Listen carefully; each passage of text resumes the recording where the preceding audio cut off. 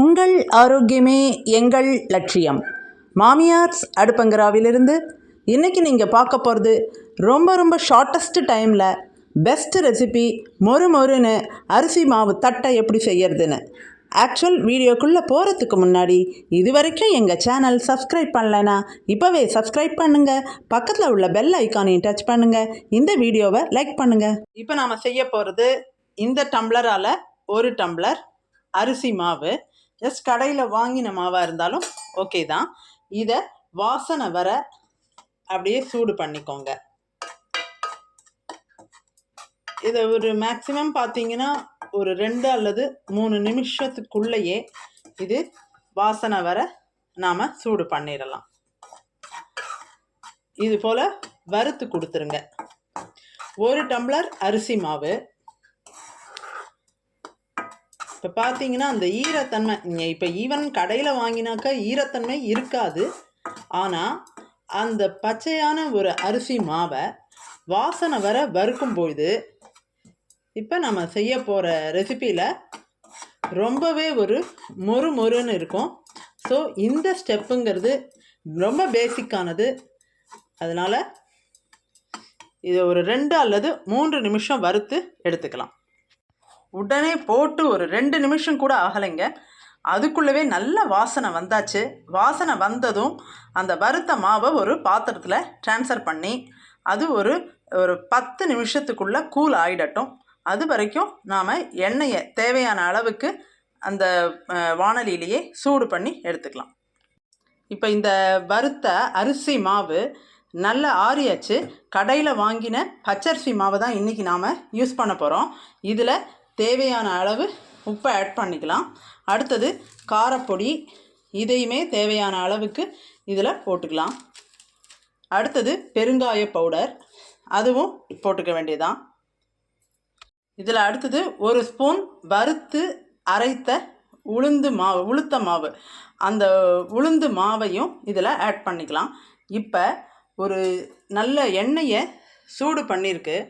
அதால் ஒரு கரண்டி இந்த சூடான எண்ணெயை எடுத்து இதில் விட்டுற வேண்டியது தான். அப்புறமா கொஞ்சமாக தண்ணியை ஆட் பண்ணிவிட்டு இப்போ இதை கலந்து விட்டுடலாம். ரொம்ப சூடான எண்ணெய் விட்டதுனால உடனே தொடாமல் இது போல் கரண்டியால் கலந்து விட்டுப்போம்.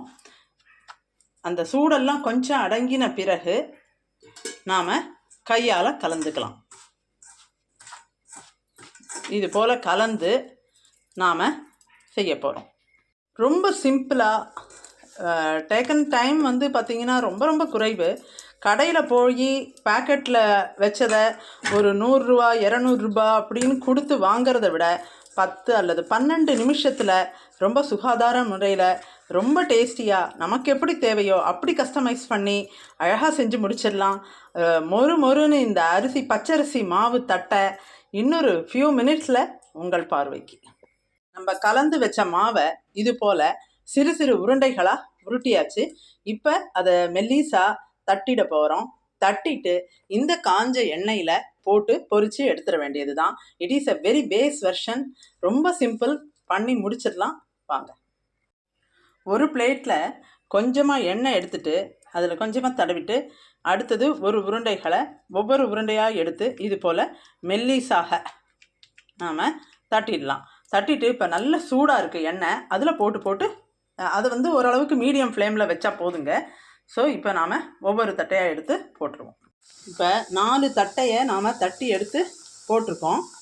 ஸோ இதெல்லாம் அப்படியே ஓரளவுக்கு நான் எண்ணெய் நல்ல சூடாக இருக்கிறதால சிம்மில் தான் வச்சுருக்கேன்.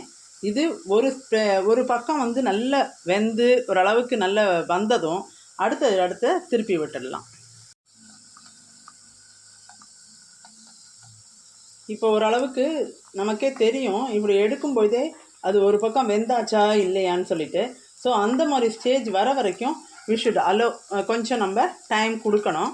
அதுக்குள்ளே மிச்சம் இருக்கக்கூடிய அந்த மாவு உருண்டைகளையும் நாம் ஒவ்வொரு இதுவாக தட்டி எடுத்துடலாம்.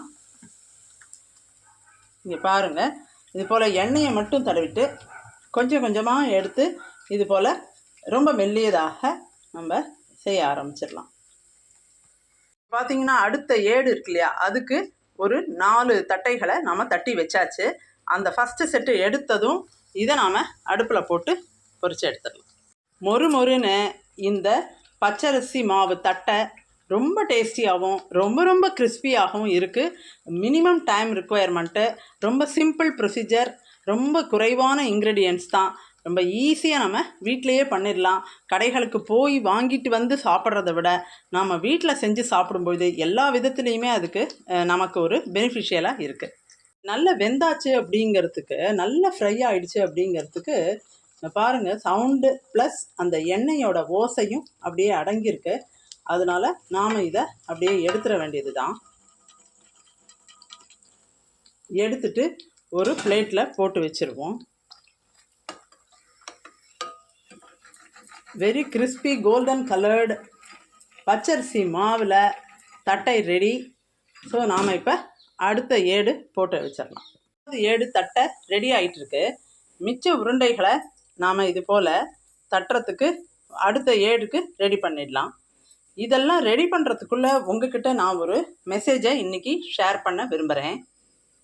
என்னன்னாக்கா, இந்த ஒரு வயதில் பெரியவங்க இருக்காங்க இல்லையா, அவங்களாம் நடக்கும்போது கொஞ்சம் கொஞ்சமாக ஏஜ் ஆக ஆக ஆக கொஞ்சம் கொஞ்சமாக அவங்கள அறியாமையே கூன் போட ஆரம்பிச்சிடுறாங்க. இப்போ கூன் போடும்போது என்ன ஆறுது அப்படின்னா, not only appearance but also the blood flow, அந்த ஃப்ளோ ஆஃப் பிளட்டும் வந்து கொஞ்சம் கொஞ்சமாக அது மூவ்மெண்ட்டில் கம்மியாக ஆரம்பிக்கும். அப்போ இதுக்கு என்ன சொல்யூஷன் அப்படின்னு பார்க்கலாம். நம்ம இது வந்து doctors have so many solutions. நாம் அதிலெல்லாம் இப்போ போகவே வேண்டாம். நம்ம வந்து ப்ராக்டிக்கலாகவும் ரொம்ப சிம்பிளாகவும் என்ன பண்ணலாம் அப்படிங்கிறத யோசிப்போம். முதல் ஏடு ரெடி ஆகிருக்கு. ஸோ 2வது செட்டு நாம் ரெடி பண்ணிகிட்ருக்கோம். இந்த ரெடி ஆகிறதுக்குள்ளே நான் சொல்ல வந்த விஷயத்தை ஷேர் பண்ணிடுறேன். என்னன்னாக்கா, இந்த வயசில் பெரியவங்க, ஒரு 70 வயசு தாண்டினவங்க இந்த கூனல் அப்படிங்கிற இந்த முதுகு கூன் அதை தவிர்க்கிறதுக்கு ஃபுல்லாக டோட்டலாக நான் சொல்ல வரல. அந்த எர்லி ஏஜ்லேயே, that is from the age of 70 itself, கொஞ்சம் உட்காரும்போது ரொம்ப சிம்பிளான விஷயந்தாங்க இது. அவங்களுக்கு எந்த சிரமமுமே இல்லாமல் ஜஸ்ட்டு சோஃபாவில் சாஞ்சிட்டு நிமிர்ந்து the ceiling of the house, ரொம்ப சிம்பிள். அந்த சோஃபாவில் சாஞ்ச வாக்கில் கழுத்தை மட்டும் நிமிர்த்தி சீலிங் ஆஃப் தி ஹவுஸை, அந்த ரூம் எந்த ரூமில் உட்காந்துருக்காங்களோ அப்போ அந்த ஃபேனையோ அல்லது சீலிங்கையோ ஒரு செஷனுக்கு 5 minutes, லைக் மார்னிங் ஒரு 5 minutes, ஆஃப்டர்நூன் ஒரு 5 minutes, evening, night. So in toto it will come around 20 minutes, 20 நிமிஷம் ஒரு நாளைக்கு வரும். அப்போ அந்த 70 வயசுலேருந்து அவங்க பண்ணும்போது அவங்களுக்கு இந்த முதுகு கூன்கிறது டெஃபினட்டாக வராது. ஒன்ஸ் இந்த அப்பியரன்ஸுக்காக மட்டுமே நான் சொல்லலை. ஆஸ் எர்லியர் டோல்டு, இது வந்துட்டு பிளட்டோட ஃப்ளோலேருந்து நடக்கும்பொழுது அந்த கன்சிஸ்டன்சி ஆஃப் வாக்கிங் எல்லாத்தையுமே அஃபெக்ட் பண்ணிடும். So in order to prevent that, அதை தவிர்க்கிறதுக்காக செய்யக்கூடிய ஒரு சின்ன விஷயம், ரைட் ஃப்ரம் தி ஸ்டார்ட், சும்மா ஒரு தட் இஸ் 90 வயசுக்கு மேலே நான் நிமிர்ந்து பார்க்குறேன் அப்படிங்கிறது இல்லாமல், right from 70 it self kindly start. ஒரு 70 வயசுலேருந்தே நான் சொல்கிற இந்த சின்ன விஷயத்தை, எப்படி வந்துட்டு ஒரு தேருக்கு கடையாணி அப்படிங்கிறது சின்னது தான், அந்த தேருக்கு கடையாணி. ஆனால் அதோட வேல்யூ, அந்த தேரே வந்து ரொம்ப கன்சிஸ்டண்ட்டாக ஓடுறதுக்கு வசதி சின்னது தான், ஆனால் அதோட வேல்யூ அதிகம். அதுபோல் இது ரொம்ப சிம்பிளான விஷயந்தான், ஆனால் இதை ஃபாலோ பண்ணி பாருங்கள், அதோட ரிசல்ட்ஸ் ரொம்ப அதிகம். நெக்ஸ்ட்டு செட்டும் போட்டு, அதுவும் வந்து இந்த எண்ணெயோட ஓசை அடங்கியிருக்கு. ஸோ இன்னொரு ஃபியூ மினிட்ஸில் இதுவுமே ஆகிடும். Will take it out. நம்ம இதை வெளியில் எடுத்துடலாம்.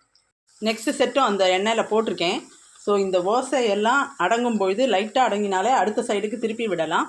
அப்புறம் டோட்டலாக எண்ணெய் ஓசை கம்மியானதும் நம்ம நல்லா வெந்தாச்சு அப்படிங்கிற ஒரு பதம் புரிஞ்சுட்டு எல்லாம் எடுப்போம். இதை பாருங்கள், இந்த செட்டும் எவ்வளோ கோல்டன் கலர்டாக அந்த மாதிரி ஒரு கிறிஸ்பியாக இருக்குது. ஸோ இது கொஞ்சம் இதாகட்டும், வேகட்டும். இப்போ இந்த சைடுமே நல்ல ஃப்ரை ஆயாச்சு. ஸோ திருப்பி போட்டிருக்கேன். இதுவுமே நல்ல ஆச்சு. இன்னொரு 2 minutes தான், இந்த எண்ணெய் ஓசை அடங்கிடும். இதையும் நாம் எடுத்துடலாம். ஸோ வெரி நைஸ் அண்டு ரொம்ப ஈஸி ப்ரிப்ரேஷனாக இருக்குது. மிஸ் பண்ணாமல் அவசியம் செஞ்சு பாருங்கள். இந்த ஹாலிடேஸில் ரெகுலர் ஸ்கூல் கோயிங்காக இருந்தாலும் சரி, அந்த டயத்துலேயும் இது வந்துட்டு ரொம்ப நல்ல ஸ்நாக்ஸு. கடையில் போய் வாங்கிறத விட ரொம்ப குறைவான டயத்தில் ஈஸியஸ்ட்டு சிம்பிளஸ்ட் மெத்தடு, பேஸ் வெர்ஷன்னா கூட டேஸ்ட் ரொம்ப அதிகம். அவசியம் செஞ்சு பாருங்கள். பசங்க ஸ்கூல் விட்டு வரும்பொழுது நம்ம இது போல் ஸ்நாக்ஸ் அப்படியெல்லாம் செஞ்சு கொடுத்தோம்னா அவங்க சாப்பிட ரொம்ப ஒரு அருமையாக ரியலைஸ் பண்ணி ரொம்ப ரிலீஸ் பண்ணி சாப்பிடுவாங்க.